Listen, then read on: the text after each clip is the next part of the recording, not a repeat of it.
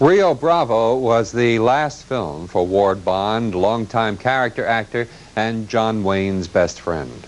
The two appeared in many films together over a period of more than 40 years, including those directed by Hollywood's great John Ford. When Bond was starring in the TV series Wagon Train, do you remember that? He convinced Ford and Wayne to work on one of the episodes in the series. It marked the only time John Ford directed a television show and the only dramatic performance on television by John Wayne. Each agreed to do it only as a favor to their longtime friend. A few weeks after the episode was completed, Ward Bond died of a heart attack. The episode of Wagon Train was shown after his death, and it's ironic that in Rio Bravo, his last big screen appearance, Bond died at the end of the film. John Wayne never really got over it. He never found another friendship to rival the one that had spanned some 50 years. We'll be right back, but first let's look at this.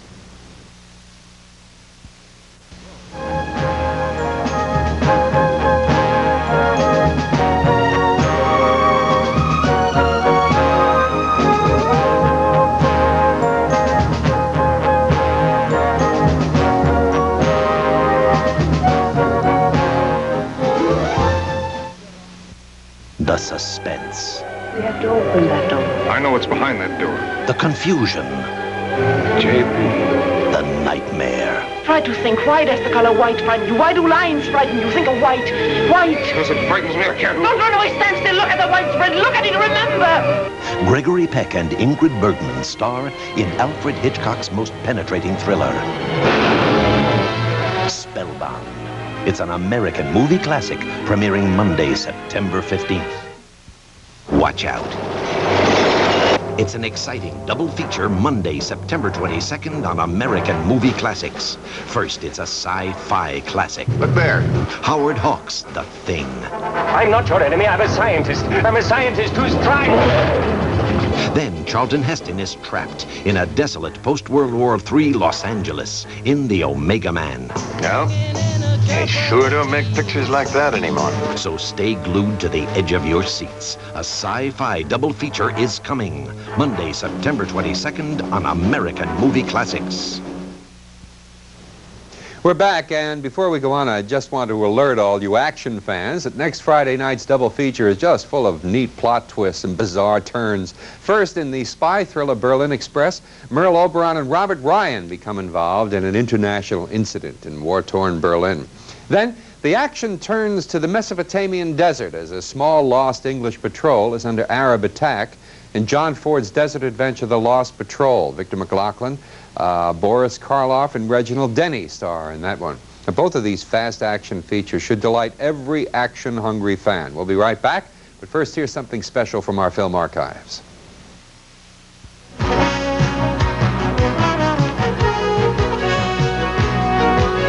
And now here's a classic scene from the epic adventure film Gunga Din. Let's take a look.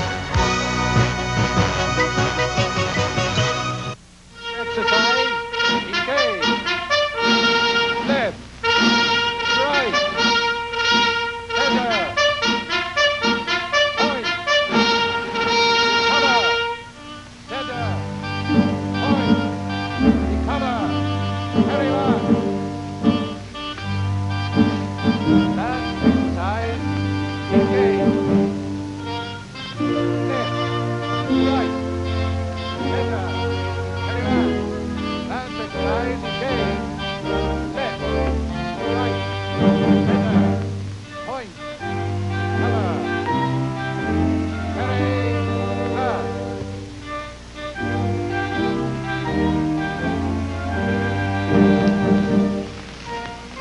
Company. Attention. Attention. Right turn. 2 paces forward. Bunch.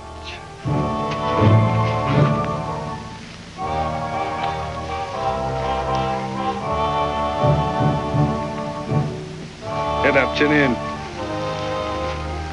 Get those thumbs behind the seam of your trousers. Oh, get him back, get him back. Oh, that left shoulder, 1/8 of an inch. That's much better. Otherwise, you're looking very regimental, Dean. Thank you, Sergeant. Thank you. Was salute satisfactory? That's the idea. Only, you want these fingers to fan the eyebrows more like this. The breeze from them fingers ought to almost blow this eyebrow off. Now try it again. Very good indeed. Yeah, that one almost blew your turban off, didn't it? Oh, very regimental, Dean. Keep them at it, Subadar Saab. They may need it. Acha Colonel Sahib. Tell the Jubadar to drill the men till sundown.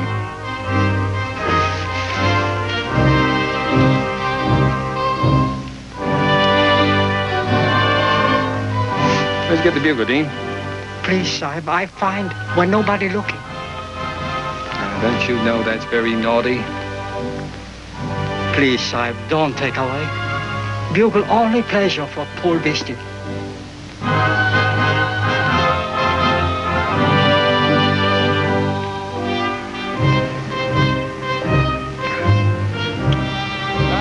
Thank you, Sahib. Thank you. Sahib, care to hear a new call? Well, not now. Point. Cover. Carrying south. Now, very regimental, Dean. Rise. Engage. Company, attention. Left. Right. Company, dismiss!